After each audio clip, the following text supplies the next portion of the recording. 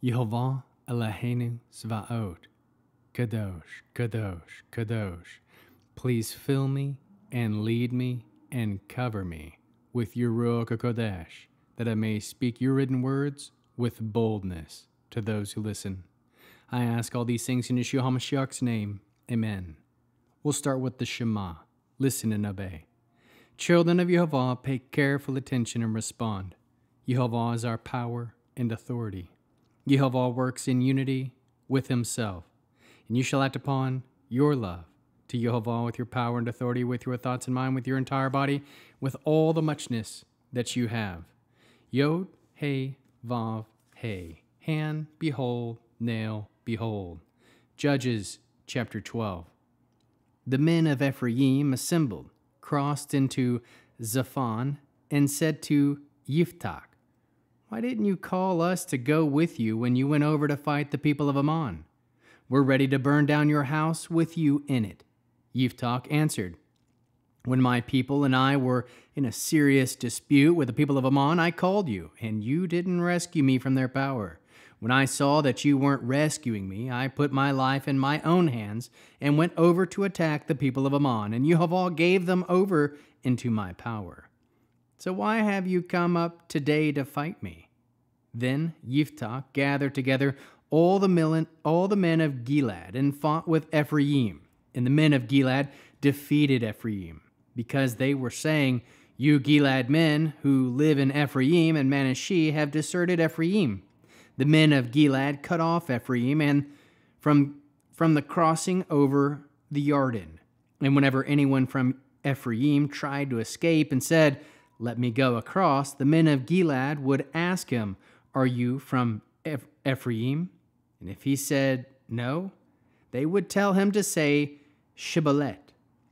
If he said shibboleth, because he could not make his mouth pronounce it right, they took hold of him and killed him on the spot at the Jordan crossing. At that time, 42,000 men of Ephraim died. Jephthah judged Israel for 6 years. Then Jephthah from Gilead died. He was buried in one of the cities of Gilead. After him, Ibzan of Beth-Lechem judged Israel. He had 30 sons, and he had 30 daughters from whom he sent abroad. He brought 30 women from abroad in to marry his sons. He judged Israel for 7 years.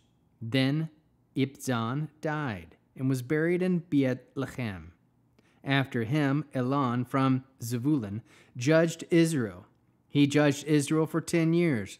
Then Elon from Zebulun died and was buried at Aelon, in the territory of Zebulun. After him, Avdon, the son of Hillel from Piraton, judged Israel. He had 40 sons and 30 grandsons who rode on 70 young donkeys. He judged Israel for 8 years.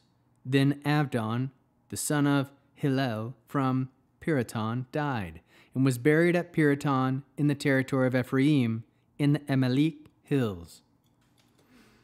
How can we learn to love our Creator after reading the 12th chapter of Judges? We can aim for unity with the children of Yehovah. Fight when Yehovah leads you to fight. Trust that it is Yehovah who gives you power over others. Aim for peace with others. Trust that Yehovah is the one true judge. How can we love others as Yeshua loves us? We can aim for unity with the children of Yehovah. Bear one another's burdens. We can aim for peace with others. Produce spiritual fruit: love, joy, peace, patience, kindness, goodness, faithfulness, humility, self-control. We'll end with the Aaronic blessing using the name. Yehovah will kneel before you presenting gifts, and he will guard you with a hedge of protection. Yehovah will illuminate the wholeness of his being toward you, bringing order, and he will provide you with love, sustenance, and friendship. Yehovah will lift up the wholeness of his being and look upon you and will set in place all you need to be whole and complete.